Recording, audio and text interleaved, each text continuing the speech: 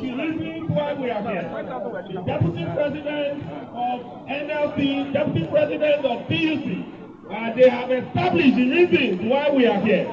Comrade, an injury to one is indeed an injury to all. Yes. Somebody asked me why I was right there. Why is this a national issue? That this issue should have been the issue limited to Imo. We said no. The person that was brutalized is a national figure. Our president is a national figure. And the police that brutalized him, they are called Nigerian police. They are not Imo State police. The police that brutalized him, they report to the Inspector General of Police, who report to the President of Nigeria. So this is a national issue. And I thought we must make it one.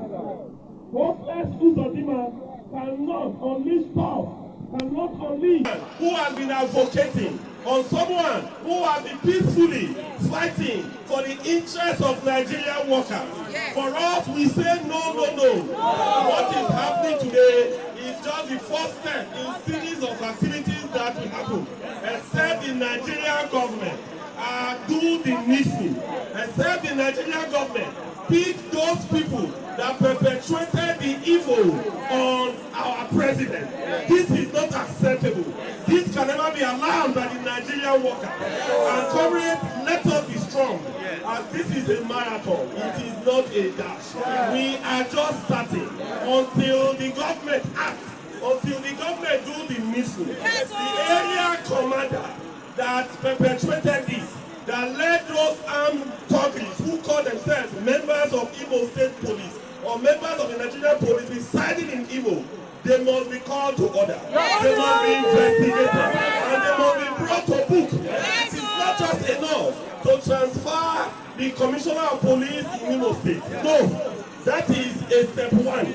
There are series of steps that must be taken by the Nigerian government, because an injury to one is injury to all. Because injustice anywhere is injustice everywhere. So whether it happens in Imo, whether it happens in any state in Nigeria, once you do this to any Nigerian worker, we have the right to fight for that particular person all across the nation.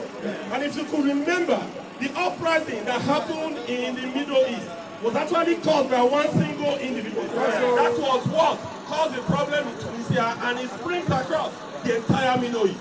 So the Nigerian president must act. The IGP of police must act, and the time to act is now. Solidarity! Solidarity forever!